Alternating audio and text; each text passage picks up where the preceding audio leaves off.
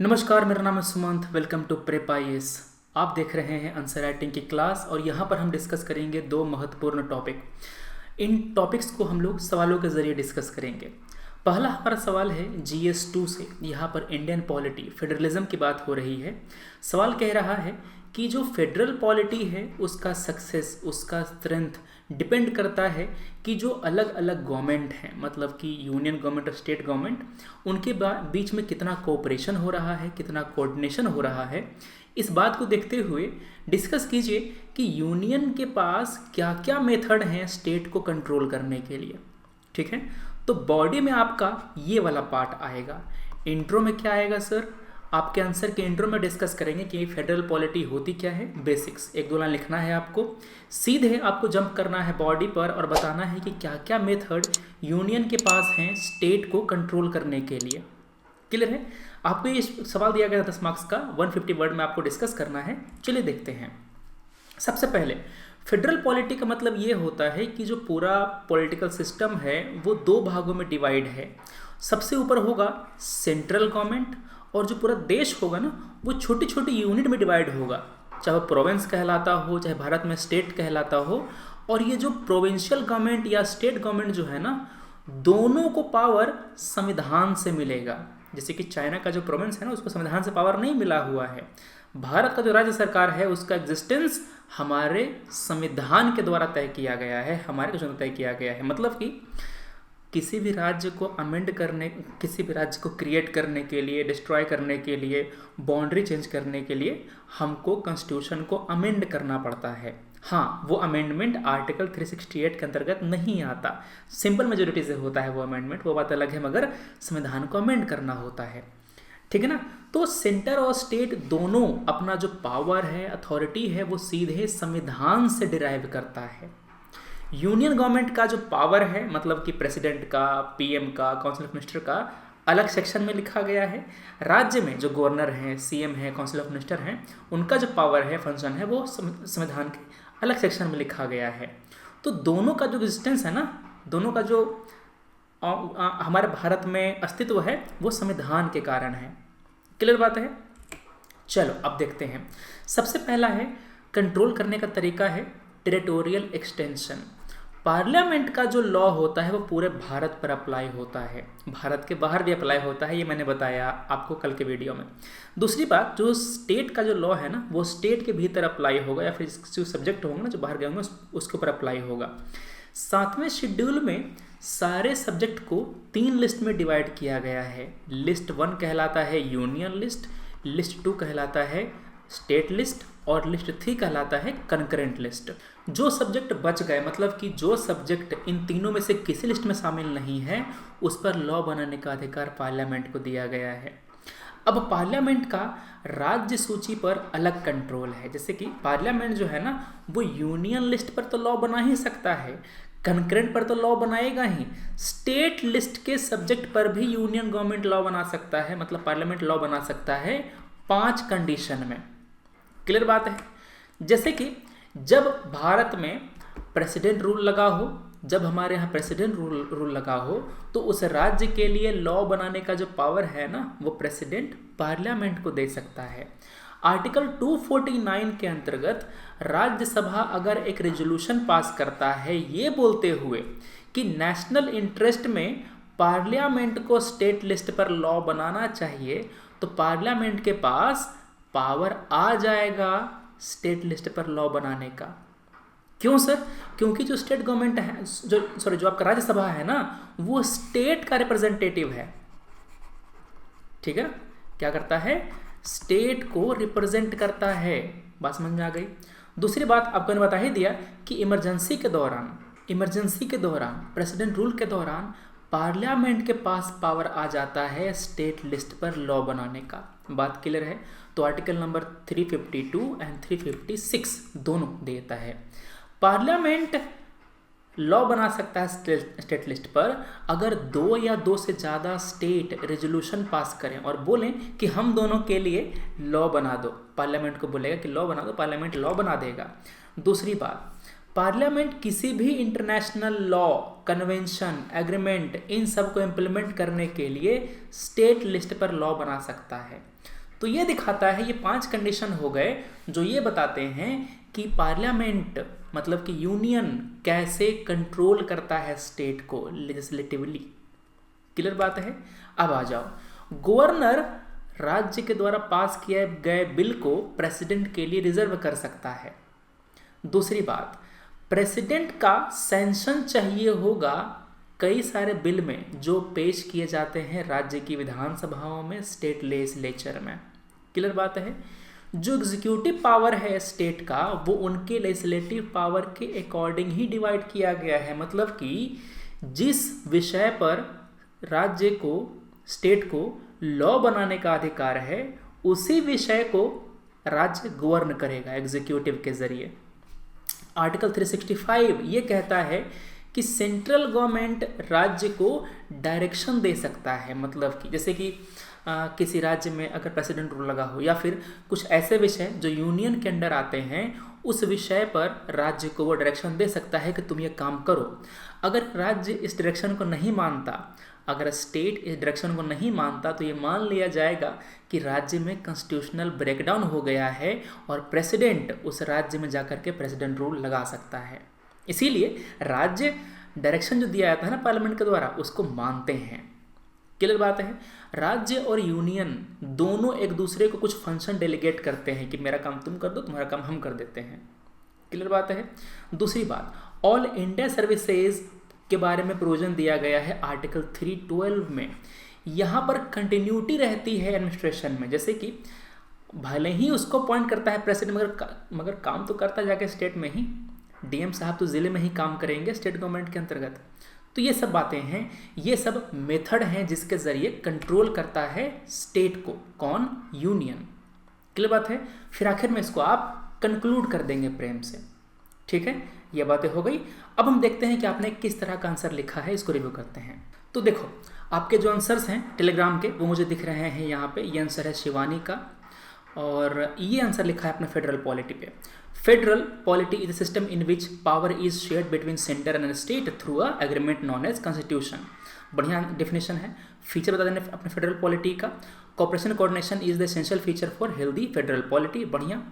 और आपने कहा यहाँ पर कि the state of Rajasthan versus union defend as Supreme Court to identified cooperation as the part of constitutional governance, union control over state by different method. Governor किस तरह से कंट्रोल करता है हमारे राज्य को, वो बताया है। और गवर्नर को यूनियन का रिप्रेजेंटेटिव कहा जाता है स्टेट में, तो इसीलिए उसके थ्रू करता है, क्योंकि प्रेसिडेंट ही अपॉइंट करता है गवर्नर को।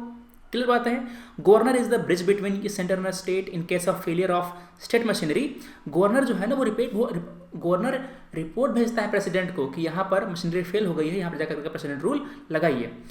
गवर्नर रिपोर्ट नहीं भेजेगा ना, तब भी प्रेसिडेंट रूल लगा दिया जा सकता है प्रेसिडेंट के द्वारा, कोई दिक्कत की बात नहीं है। ठीक है, आगे देखो। Inter state council, all India services, delegation of the union government, goods and services, GST council, ministry of cooperation. आपने कई सारा पॉइंट एक्स्ट्रा लिखा है। जैसे कि आपने बात करी इंटर स्टेट काउंसिल की, बहुत अच्छे।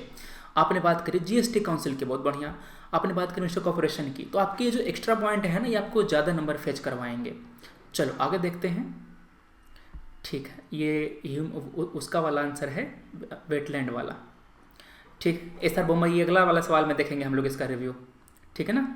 चलो ये सवाल, इसका आंसर देखते हैं। फेडरल पॉलिटी को पहले डिफाइन कर दिया आपने, फिर इसके बाद इसका जो कंट्रोल है वो दिखा रहे हैं आप लेजिस्लेटिव और फाइनेंशियल और एडमिनिस्ट्रेटिव में डिवाइड करके। बहुत अच्छा। लेजिस्लेटिव पहले बताया है आपने आर्टिकल 345, 246 एंड 250। बढ़िया।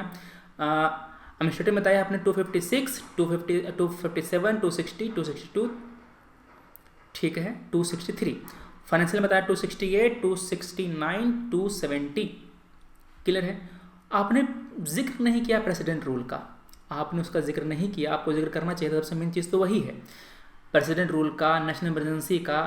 नेशनल इमरजेंसी ही फेडरल पॉलिटी को एक यूनिटी कॉन्स्टिट्यूशन में कन्वर्ट कर देता है बिना किसी अमेंडमेंट के। तो वो सब बातें आपने छोड़ी हैं, वो सब बात आपको लिखनी पड़ेगी।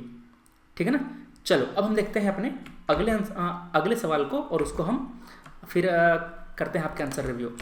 अगला जो हमारा सवाल है वो है एसआर बोमई केस पर। ये कह रहा है कि सुप्रीम कोर्ट के अनुसार ये जो प्रेसिडेंट रूल वाला जो पावर है ना 356 वाला, ये एक्सेप्शनल पावर है और इसको केवल ओकेजनली ही यूज़ किया जाना चाहिए, इसको केवल ओकेजनली ही यूज़ किया जाना चाहिए। ठीक है ना।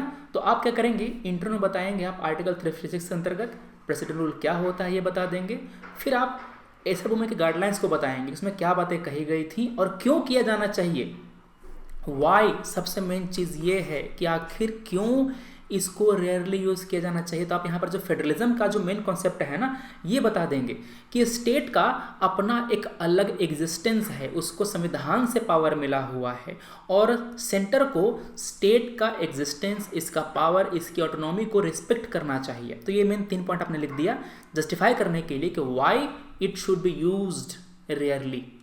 ठीक है, चलो एकदम शुरू करते हैं, आपका आंसर देखते हैं। प्रेसिडेंट रूल अप्लाई होता है किसके अंतर्गत, आर्टिकल 56 के अंतर्गत। इसमें प्रेसिडेंट रूल प्रेसिडेंट द्वारा अप्लाई किया जाएगा अगर स्टेट में कॉन्स्टिट्यूशनल मशीनरी फेल हो गया हो तो। क्या हो गया हो तो, कॉन्स्टिट्यूशनल मशीनरी फेल हो गया हो तो। ये कब कहेंगे, ये तब कहेंगे जब राज्य सरकार सेंटर के किसी डायरेक्शन को मानने से इनकार कर दे, या स्टेट में कोई पार्टी नहीं है जिसके पास मेजोरिटी है और सरकार नहीं बन पा रही। कई सारे कंडीशन है, बताऊंगा अभी तुरंत। 1950 के बाद 100 से ज़्यादा बार प्रेसिडेंट रूल लगाया जा चुका है और ज़्यादातर ये जो पॉलिटिकल और पर्सनल रीज़न होते हैं ना, उनके कारण लगाया जाता है। ठीक है, जैसे कि राज्य में पार्टी है किसी और, मतलब सरकार किसी और पार्टी की और सेंटर में सरकार है किसी और पार्टी की, तो दोनों पार्टी अलग अलग हैं, तो उन्होंने जाकर के राज्य में प्रेसिडेंट रूल लगा दिया। क्लियर है। तो 2 कंडीशन है जहां पर प्रेसिडेंट रूल लगता है, जब राज्य सरकार संविधान के प्रोविजन के अकॉर्डिंग काम नहीं करता। फॉर एग्जांपल, अगर राज्य सरकार कम्युनलिज्म को फैलाता है तो उसको हटाया जा सकता है। दूसरा कंडीशन ये है कि अगर राज्य सरकार सेंटर के डायरेक्शन को मानने से इनकार कर देता है, तब भी हम कहते हैं कि संविधान का वायलेशन हुआ है, कॉन्स्टिट्यूशनल मशीनरी का वायलेशन हुआ है। ठीक है।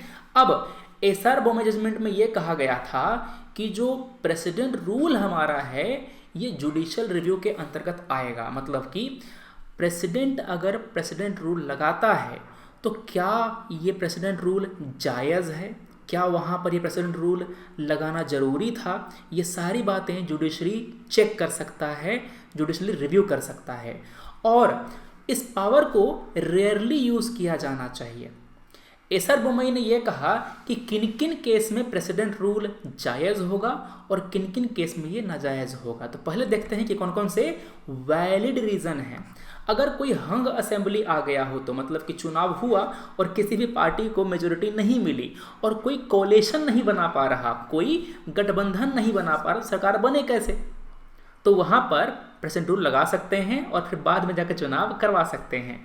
अगर राज्य सरकार सेंटर के निर्देश को मानने से इनकार कर दे, उसके डायरेक्शन को मानने से इनकार कर दे, या फिर स्टेट गवर्नमेंट का ब्रेकडाउन हो जाए, सरकार गिर जाए और कोई सरकार बनाने वाला सामने ना आए, तो ये वैलिड रीजन है जहां पर प्रेसिडेंट रूल लगाया जा सकता है। या फिर जो राज्य सरकार है ना वो अनकॉन्स्टिट्यूशनल काम करे, जैसे कि अगर वो कम्युनल काम करे, क्योंकि सेकुलरिज्म हमारे यहाँ बेसिक फीचर है हमारे संविधान का।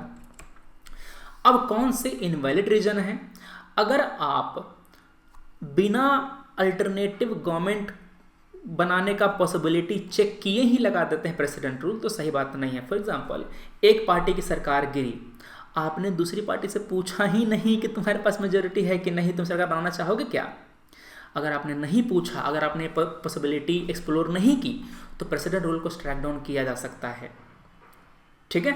अगर आपने सरकार को बिना मेजोरिटी प्रूव किए उसको हटा दिया और प्रेसिडेंट रूल लगा दिया, तो उसको इनवैलिड करार दिया जाएगा। मेजोरिटी चेक करने का एक ही तरीका है, on the floor of the house. आप वोटिंग कराइए, फिर दिखाइए मेजोरिटी आपके पास है कि नहीं। कोर्ट ने ये बात मतलब क्लियर कर दिया है। ठीक है ना। अगर कोई इंटरनल डिस्टर्बेंस है राज्य में, या फिर किसी राज्य को बिना किसी प्रायर वार्निंग दिए लगा दिया जा रहा है, अगर आप कह रहे हैं कि राज्य में करप्शन है इसीलिए हम लगा रहे हैं प्रेसिडेंट रूल, तो ये बात भी गलत होगी। अगर करप्शन है तो आप केस चलाइए, प्रेसिडेंट रूल मत लगाइए। समझ के बात? तो ये इनवैलिड रीजन है जहाँ पर ये सब चीज़ें हैं, यहाँ जहाँ पर नहीं लगाया सकता प्रेसिडेंशियल रूल। अब आती है बात कंक्लूजन की। संविधान के निर्माताओं ने सोचा था कि इस आर्टिकल को ज़्यादा यूज़ नहीं किया जाएगा, मगर हम लोग क्या कहें, जिसका यूज़ नहीं होना होता है वही ज़्यादा यूज़ होता है। It is one of the most misused provision in our constitution. ये हमारे देश हित में है, राष्ट्र हित में है कि सेंटर सुप्रीम कोर्ट के गाइडलाइन को फॉलो करे, स्टेट के ऑटोनॉमी को, स्टेट के पावर को, उसके एग्जिस्टेंस को रिस्पेक्ट करे, और ख़ास करके उन लोगों के मैंडेट को रिस्पेक्ट करे जो राज्य में रह रहे हैं, जो राज्य के जो लोग जिन्होंने सरकार चुन के भेजी है उनके मैंडेट को रिस्पेक्ट करे। ठीक है, चलो अब हम देखते हैं आपके आंसर को, आपने कितना बेहतरीन आंसर लिखा है। ठीक है ना, जैसे कि आप ये वाला है इसका कॉर्नवालिस वाला, इसको हम चेक करेंगे। ये आंसर मैंने देख लिया, ये भी देख लिया है। चलो ये वाला देखना है, बम्बई वाला। भारतीय संविधान के भाग 18 में अनुच्छेद 365 का प्रावधान किया गया है, जिसके तहत बनाए गए हैं सुप्रीम कोर्ट के दिशा निर्देश बम्बई मामले में। इस बम्बई मामले में उच्चतम न्यायालय ने राष्ट्रपति को समीक्षा योग्य बताया, बहुत बढ़िया जोशी भी बताया। कोर्ट ने कहा कि यदि राष्ट्रपति की भावना, दुर्भावना वह गलत न हो, इसलिए तुष्टि पर प्रश्न किया जाएगा। ठीक है, मतलब कि प्रेसिडेंट का जो सेटिस्फैक्शन है it will be under judicial review. यदि प्रेसिडेंट अपने शासन को स्वीकृत नहीं कर पाती तो शासन समाप्त कर राज्य में पुनः विधानमंडल बहाल होगी। सही बात है, ठीक है, बढ़िया। बहुमत दल के, ठीक है, आपने प्रोविजन बढ़िया लिखा है। सरकारिया आयोग में 88 के अनुच्छेद राष्ट्रपति लागू करने न्यायालय ने बी आर अम्बेडकर ने जी ने कहा था कि अनुच्छेद 356 को मूर्त पद के रूप में माना जाएगा और इसे अंतिम उपाय मानकर ही लागू किया जाएगा, परंतु इसकी प्रासंगिकता को गलत आधार किया चुका है। तो तुम्हारा जो आंसर है ना थोड़ा सा नेगेटिव टोन में है कंक्लूजन तुम्हारा। इसमें ये कह सकते थे, तुम एक वे फॉरवर्ड दे सकते थे कि सरकार को ऐसा करना चाहिए, जैसे मैंने कहा ना अंतिम में कि रिस्पेक्ट करो राज्य के ऑटोनॉमी के, उसके एग्जिस्टेंस को और पीपल के मैंडेट को। ठीक है ना, ऐसे लिखो थोड़ा सा पॉजिटिव सेंस में, गरिया मत सरकार को, क्योंकि तुम सरकार बनने वाले हो जा करके वहाँ पे। ठीक है, चलो आगे देखते हैं हम लोग। फेडरल पॉलिटी, ये भी ये अच्छा आंसर था एक्चुअली, थोड़ा सा करना है इसको, बाकी तो आपको सवाल सुबह मिल ही गया था। ठीक है ना, चलो तो ये बातें हो गई हमारी आज की। हम अब लाएंगे आपके लिए नए सवाल, और आपको जो नया सवाल है वो आपको कल सुबह 11 बजे मिल जाएगा। वीडियो अगर अच्छा लगे लाइक, खराब लगे dislike. Thanks for watching, take care, जय हिंद।